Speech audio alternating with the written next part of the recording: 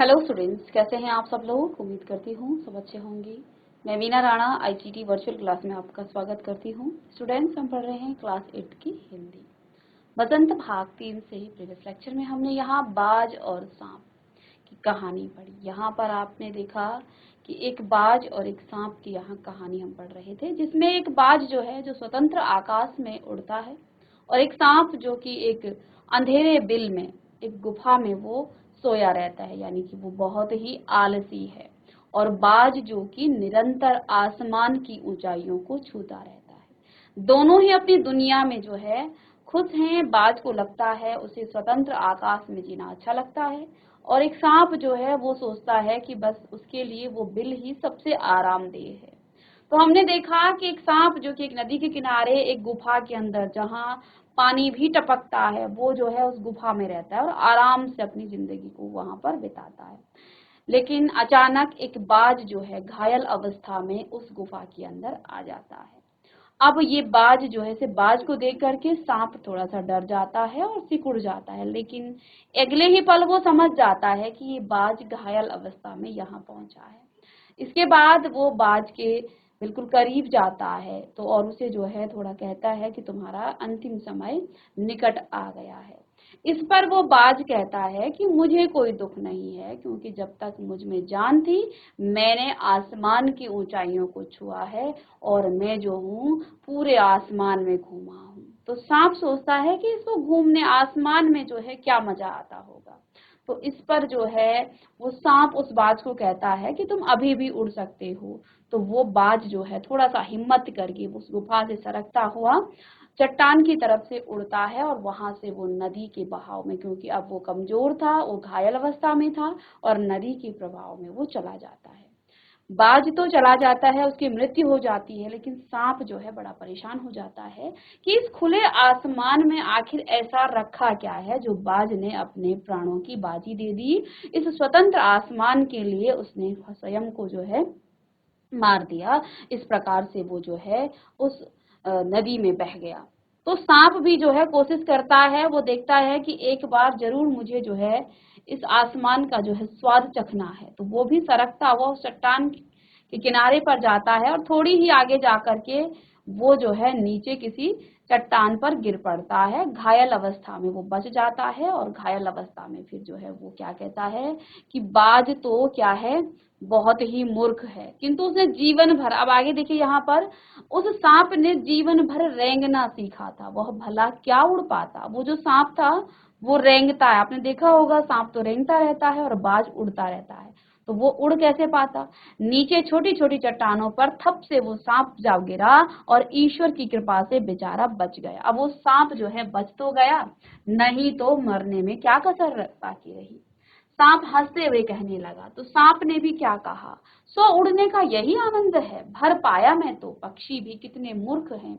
धरती के सुख से अनजान रहकर आकाश की ऊंचाइयों को नापना क्यों चाहते थे, किंतु अब मैंने जान लिया कि आकाश में कुछ नहीं रखा है, केवल ढेर सी रोशनी के सिवा वहां कुछ भी नहीं है। शरीर को संभालने के लिए कोई स्थान नहीं, कोई सहारा नहीं, फिर भी वे पक्षी किस बूते पर इतनी डींगे हाँकते हैं। तो बाज ने जो है मरते मरते भी जो है अपने आप को बड़ा क्या कहा, भाग्यशाली कहा कि मैंने वो संपूर्ण सुख भोग लिए हैं जो जिंदगी में मुझे भोगने थे। तो अब मुझे जो है कोई दुख नहीं है कि मेरा अंतिम समय आ गया है। अब जब सांप जो है नीचे गिरता है, वो उड़ नहीं पाता है, तो वो क्या कहता है कि ये पक्षी बड़े मूर्ख हैं, क्या रखा है इस आसमान में, यहाँ बहुत सारी रोशनी है, इसके अलावा यहाँ कुछ नहीं है। यहाँ ना तो नीचे कोई सहारा है, ना कोई यहाँ स्थान है जो हमें संभाल सके हमारे शरीर को। ये जो है किस बूते पर इतनी डींगे हाँकते हैं, यानी कि जो बाज मरते मरते इतनी डींग हाँक कर गया है, ये किस बूते पर इस बात को कह रहा है। इसलिए धरती के प्राणियों को इतना छोटा समझते हैं। अब मैं कभी धोखा नहीं खाऊंगा, मैंने आकाश देख लिया है और खूब देख लिया है। बाज तो बड़ी बड़ी बातें कर बनाता था, आकाश के गुण गाते थकता नहीं था। उसी की बातों में आकर मैं आकाश में कूदा था। ईश्वर भला करे मरते मरते बच गया। अब तो मेरी यह बात और भी पक्की हो गई है कि अपनी खोखल से बड़ा सुख और कहीं नहीं है। अब उस सांप को लग रहा है कि वो जब आसमान से गिरा, आसमान मीन्स वो चोटी से नीचे गिरा, एक चोटी से दूसरी चट्टान पर वो गिरा, तो अब वो कहता है कि मैं तो अब इस बात को जान चुका हूँ कि आसमान में कुछ भी नहीं रखा है, जो सुख अपनी खोखल में है वो कहीं भी नहीं है। धरती पर रेंग लेता हूँ, मेरे लिए ये बहुत कुछ है। मुझे आकाश की स्वच्छंदता से क्या लेना देना, न वहाँ छत है, न दीवारें हैं, न रेंगने के लिए जमीन है। मेरा तो सिर चकराने लगता है, दिल कांप कांप जाता है, अपने प्राणों को खतरे में डालना कहाँ की चतुराई। सांप सोचने लगा कि बाज अभागा था जिसने आकाश की आजादी को प्राप्त करने में अपने प्राणों की बाजी लगा दी। किंतु कुछ देर बाद सांप के आश्चर्य का ठिकाना नहीं रहा। उसने सुना चट्टानों के नीचे से एक मधुर रहस्यमय गीत की आवाज उठ रही है। पहले उसे अपने कानों पर विश्वास नहीं हुआ, किंतु कुछ देर बाद गीत के स्वर अधिक साफ सुनाई देने लगे। वह अपनी गुफा से बाहर आया और चट्टान से नीचे झांकने लगा। सूरज की सुनहरी किरणों में समुद्र का नीला जल झिलमिला रहा था। चट्टानों को भिगोती हुई समुद्र की लहरों में गीतों के स्वर फूट रहे थे। लहरों का यह गीत दूर दूर तक गूंज रहा था। सांप ने सुना, लहरें मधुर स्वर में गा रही है। अब सांप यही सोच रहा था कि ये बाज बड़ा अभागा है, जो ये स्वच्छंद आसमान के लिए इसने अपने प्राण त्याग दिए। लेकिन कुछ ही देर में वो क्या देखता है, उसे कुछ गीतों के स्वर सुनाई दे रहे थे। अब गीत क्या है, सांप ने क्या सुना, जो लहरें हैं वो एक मधुर गीत गा रही थी। क्या गीत था वो, हमारा यह गीत उन साहसी लोगों के लिए है जो अपने प्राणों को हथेली पर रखे हुए घूमते हैं। चतुर वही है जो प्राणों की बाजी लगाकर जिंदगी के हर खतरे का बहादुरी से सामना करे। ओ निडरबाज, शत्रुओं से लड़ते हुए तुमने अपना कीमती वक्त रक्त बहाया है, पर वह समय दूर नहीं जब तुम्हारे खून की एक एक बूंद जिंदगी के अंधेरे में प्रकाश फैलाएगी और साहसी बहादुर दिलों में स्वतंत्रता और प्रकाश के लिए प्रेम पैदा करेगी। तुमने अपना जीवन बलिदान कर दिया, किंतु फिर भी तुम अमर हो। जब कभी साहस और वीरता के गीत गाए जाएंगे, तुम्हारा नाम बड़े गर्व और श्रद्धा से लिया जाएगा।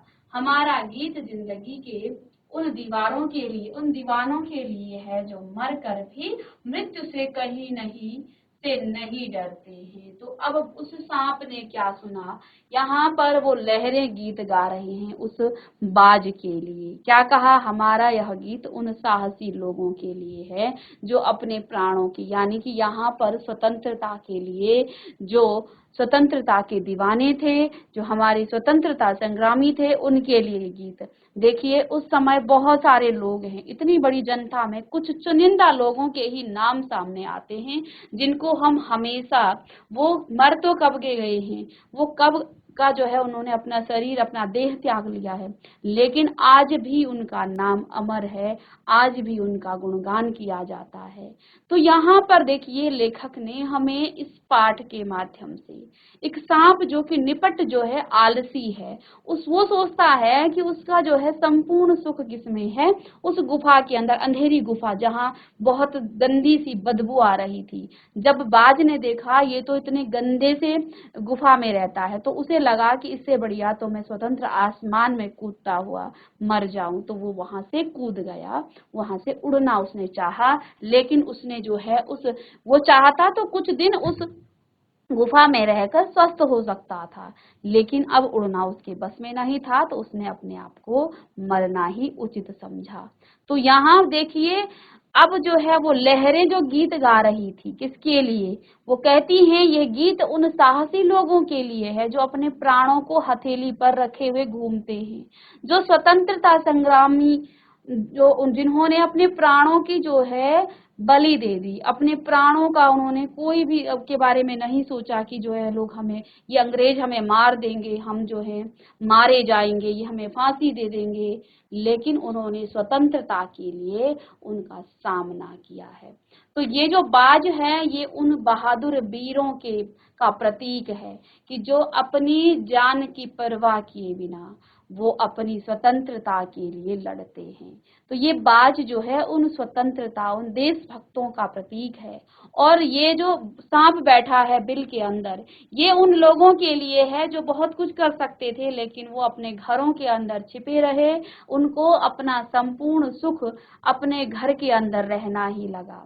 तो देखिए सांप जो है उस गुफा के अंदर, जबकि वो जो है पानी वहां टपक रहा था, बहुत ही गंदी वहां बदबू आ रही थी, बहुत गंदी सड़न वहां थी, लेकिन फिर भी उस सांप को लग रहा है कि वही उसके लिए संपूर्ण सुख है। वो उस बाज को मूर्ख समझ रहा है। हो सकता है उस समय, उस दौर में जब स्वतंत्रता के लिए ये स्वतंत्रता संग्रामी लोगों, उन अंग्रेजों के विरुद्ध इन्होंने विद्रोह किया, उनसे साथ वो लड़ना चाहे, उस समय कुछ लोगों ने इस सांप की तरह ही सोचा हो कि ये तो लोग जो हैं बेकार में इन अंग्रेजों के मुंह लग रहे हैं, क्योंकि ये तो हमारा सुख तो अपने घर में रहो, इनकी गुलामी सहो।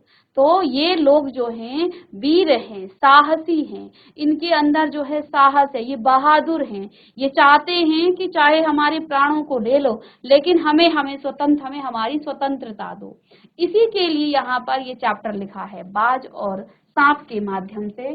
तो वो गीत गाया जा रहा है किसके लिए? क्या कभी उन आलसी लोगों का नाम हमारे इतिहास में हम लोग ले सकते हैं, या भावी जो पीढ़ी होगी उन आलसी जिन लोगों ने कुछ भी नहीं किया है जबकि वो बहुत कुछ कर सकते थे?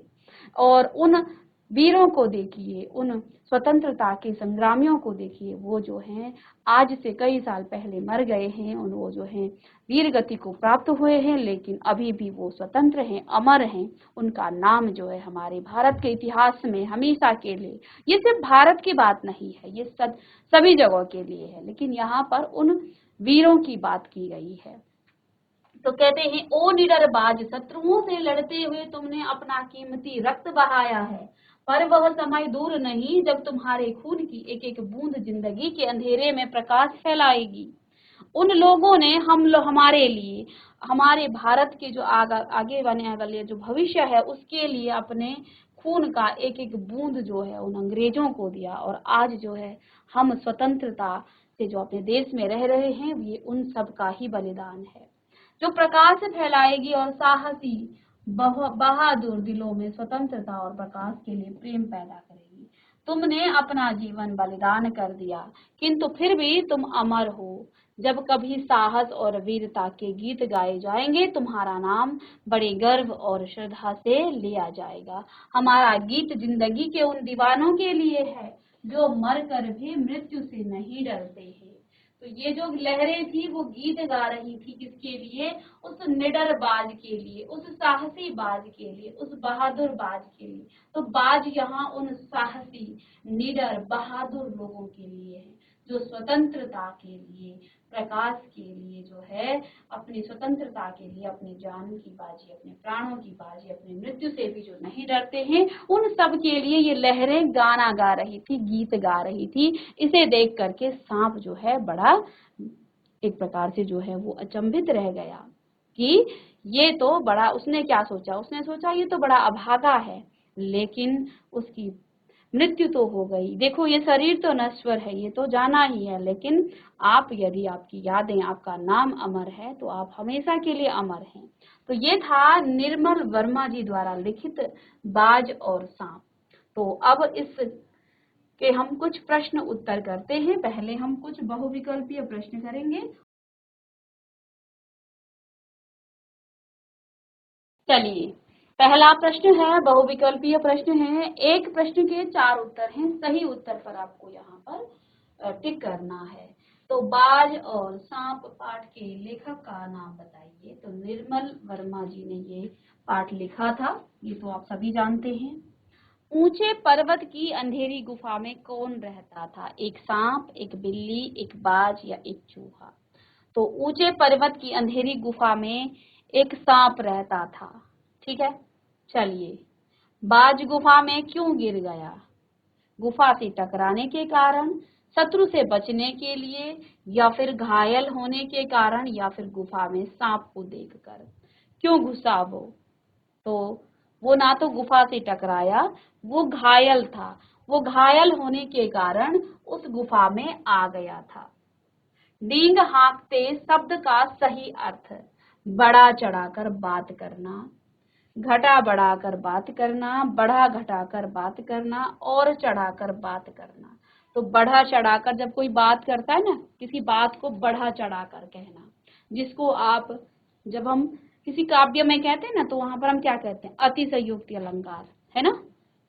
तो डींग हाँकना यानी किसी बात को बढ़ा चढ़ाकर कहना।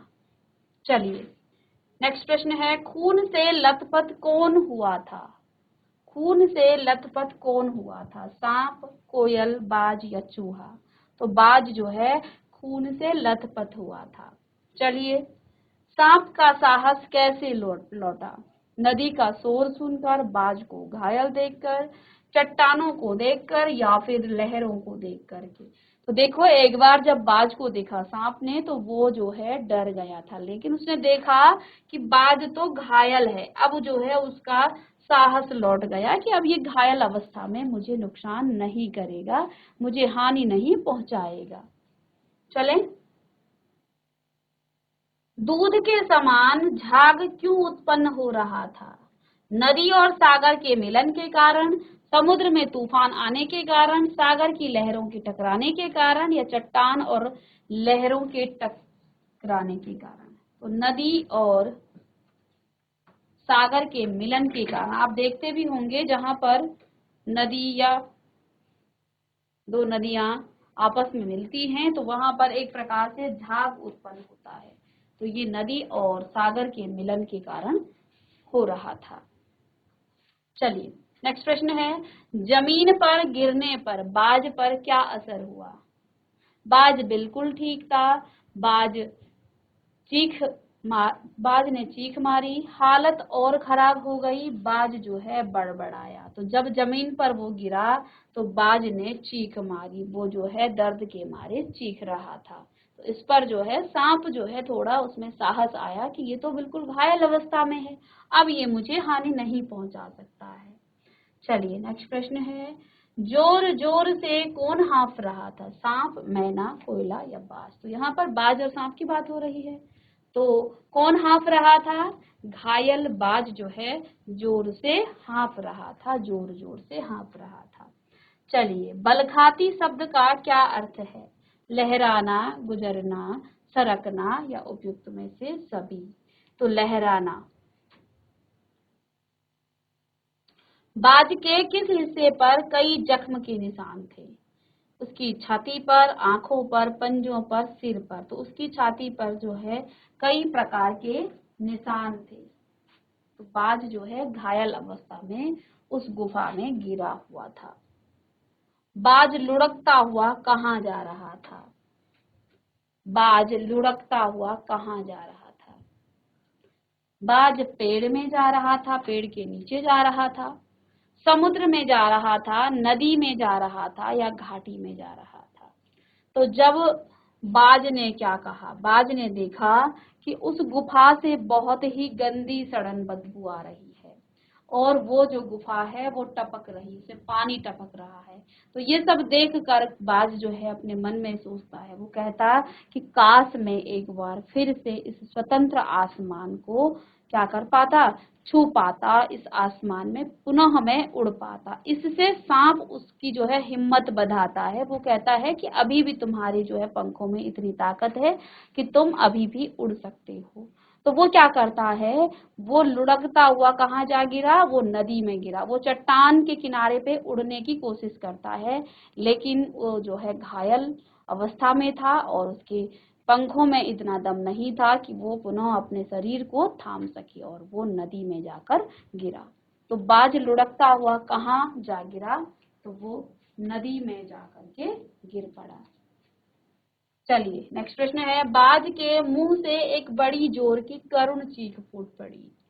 वाह, नहीं, आह, कोई इनमें से कोई नहीं। तो बाज के मुख से एक बड़ी जोर की करुण चीख फूट पड़ी। क्या, कौन सी चीख? तो यहाँ पर बाज ने आह करके एक चीख निकाली जो कि उसके मुख से निकली। तो इसको आप लिख लीजिएगा। चलिए 14 प्रश्न है, प्रश्न नंबर 14, छोटी छोटी चट्टानों पर थप से कौन जा गिरा। तो देखिए, छोटी छोटी चट्टानों पर थप से जा करके धप से जा करके कौन गिरा। तो बाज जब उस चोटी से स्वतंत्र आसमान में उड़ने की कोशिश में उस नदी में जाकर के गिरा और वो जो है उस नदी में बह गया। सांप के मन मस्तिष्क में वो जो है एक प्रकार की हलचल सी होने लग गई कि आखिर इस स्वतंत्र आसमान में ऐसा क्या रखा है जो बाज ने इसके लिए अपने प्राण त्याग दिए, अपनी मृत्यु को भी और मृत्यु से भी नहीं डरा। तो उसकी भी चाह हुई, उसने भी चाहा कि वो भी एक बार इस स्वतंत्र आसमान का जो है लुत्फ उठाए। इसलिए उसने एक चोटी से जब उड़ने की कोशिश की, लेकिन वो उड़ना नहीं जानता था, वो रेंगना जानता था। तो वो उड़ने के बजाय नीचे दूसरी चट्टान पर थप धप जा करके वो गिर गया। तो वहां पर सांप गिरा था। और अंतिम इसका बहुविकल्पीय प्रश्न, वह खुद तो मर गया लेकिन मेरे दिल का चैन अपने साथ ले गया। ये कौन सोच रहा था। तो यही जो हमने इससे पहले प्रश्न किया, सांप जो है क्या सोचता है कि ये बाज खुद तो मर गया लेकिन इसके मन का, इसके दिल का चैन अपने साथ ले गया।